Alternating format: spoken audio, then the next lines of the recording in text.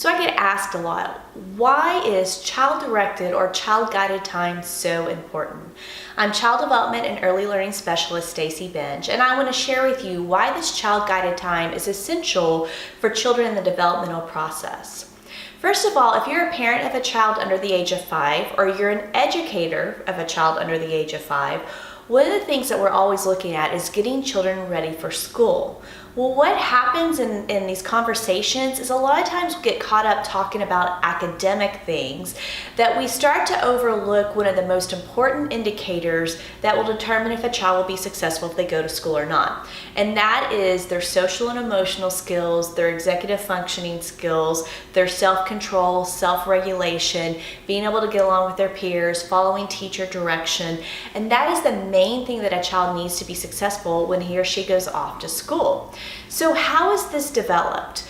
Well, one of the best ways for children to develop these skills is through play, or that child-guided time.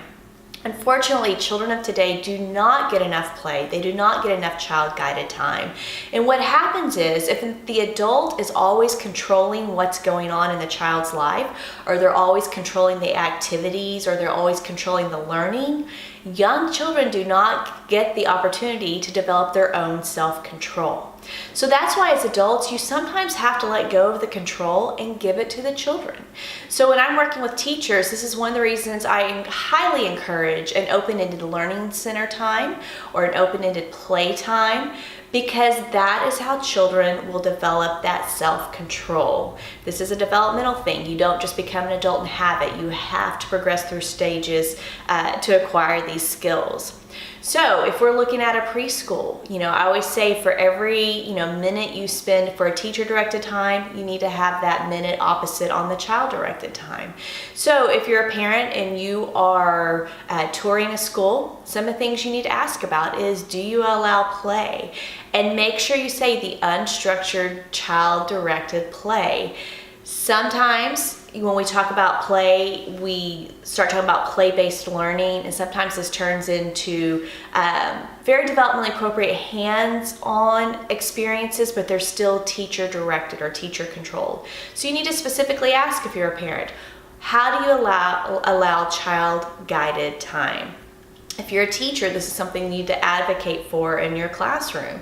And if people say, oh, well, that means they're just playing, you need to step back and go, no, but look at all of the outcomes we're getting by this. Again, children learning to control themselves, children learning how to initiate play with their peers, children taking responsibility to clean up for themselves when they're finished playing without having the adult tell them to do that. So these are a lot of huge outcomes that actually help ensure life success.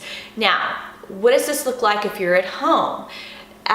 When your child gets home from school, turn off the devices, turn off the TV, and let your child play. Definitely follow your children's cues. If they've been away from you all day, they're going to want to spend time with you, but don't take control of it. You ask your child, well, what would you like to play? And kind of follow their cues. They might not want you to play with them, but they might come to you and say, hey, will you come play with me? You say yes, make yourself available. And then follow their cues, follow their lead on what they want to do in the play. Kind of let them make the decisions. Now, one of the things that we tend to fear when we let go of control and give it to the children, everybody always says, yeah, but they're gonna, they might misbehave or they might make a bad choice. And that's true, that happens. But we want children to learn how to make the good choices. And part of learning to make choices is sometimes you do make bad choices. But as the adult, we want to make sure that we, instill a proper consequence if a child makes an inappropriate choice, and make sure there's a natural or a logical consequence. And also make sure that they know, what, sometimes we do make bad decisions. We just try better next time. The world doesn't end. It's okay. And so just think of the solid adult that you're forming and designing. If you're giving them the opportunity to control what they're doing, and they'll kind of learn the consequences of their actions, whether it's an appropriate or inappropriate action. So I hope this encourages you to really allow children to have the child-directed time. There's a lot of information out there on play and then play deprivation as well. And we'll talk about that more. I'll make more videos pertaining to that, so please subscribe to my channel and be watching for that. But we need to really encourage that play.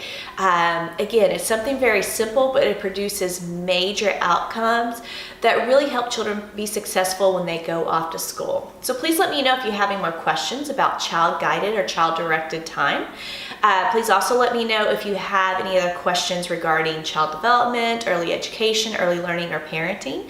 Please subscribe to my channel. Like I said, we'll be talking more about play and child-directed time.